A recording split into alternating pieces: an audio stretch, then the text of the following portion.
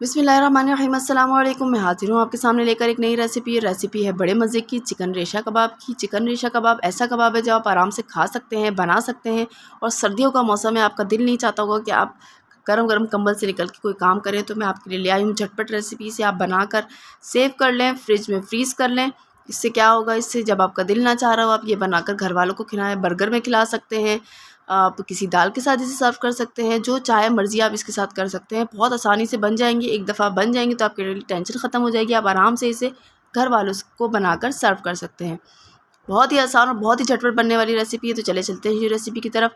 सबसे पहले आपने ले लेना है पैन में आपने डाल लेना है 1 कप भरकर कौन सी दाल, चने की दाल वो जो 3 से 4 घंटे भीगी हुई हो। उसके बाद आपने क्या करना है, 2 आलू लेने हैं। आलू को छीलना नहीं है, बल्कि इसी तरह आपने इसको इसके अंदर ऐड कर देना है। आलू ऐड करने के बाद आपने तकरीबन 2 से 50 ग्राम तक चिकन लेनी है। चिकन अगर आप बोनलेस लें तो ज़्यादा अच्छा है। मैंने हड्डी वाली ली है, लेकिन ये जो है वो चेस्ट पीस है। चेस्ट पीस में आपको रेशे अच्छे मिल जाते हैं, ठीक है।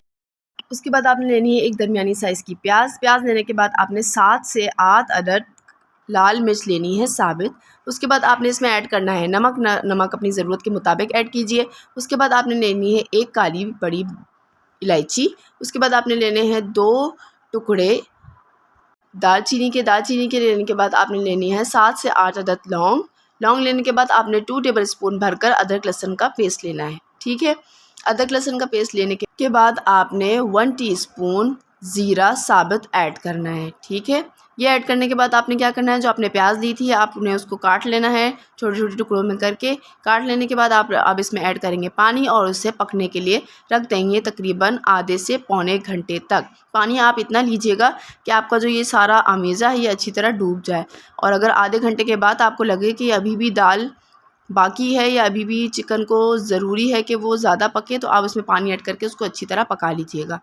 ये तकरीबन मैंने आधे से पौने घंटे पका लिया, आधा घंटा इनफ था। फिर भी 10-15 मिनट मैंने और ऊपर करके जो है इसका पानी तकरीबन सुखा लिया है। ये देखिए ये तकरीबन हो चुका है, ठीक है। अब हम क्या करेंगे, आलू जो है हम वो आलू निकाल के इसके छिलके उतार के इसे अच्छी तरह मैश कर लेंगे। हाथों से ही मैश कर लेंगे ताकि वो बिल्कुल चूरा ना हो, बल्कि थोड़ा सा जो गुठली रहती है वो फिर कबाब में अच्छे लगते हैं, ठीक है। इस तरीके से आपने इसे मैश कर लेना है। मैश करने के बाद आपके पास जो अमेज़ा था उसके अंदर से आप चिकन निकालेंगे और चिकन को भी हाथों से अच्छी तरह श्रेड कर लेंगे। जैसे हम सूप वगैरह में जो है चिकन इस्तेमाल करते हैं, उस तरह हम इसके चिकन के भी रेशे कर लेंगे निकाल कर। मैं आपको दिखा देती हूँ। ये देखें ये चिकन मैं निकाल चुकी हूँ सारी।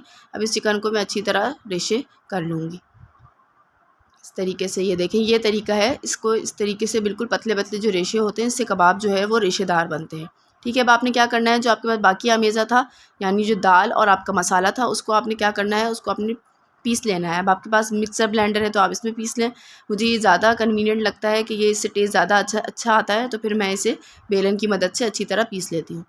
ये देखें ये बिल्कुल जो है ना बिल्कुल चूरा चूरा हो जाता है ना, वो वाली चीज़ हो जाती है, बिल्कुल बहुत ही ज़बरदस्त से टेस्ट आता है।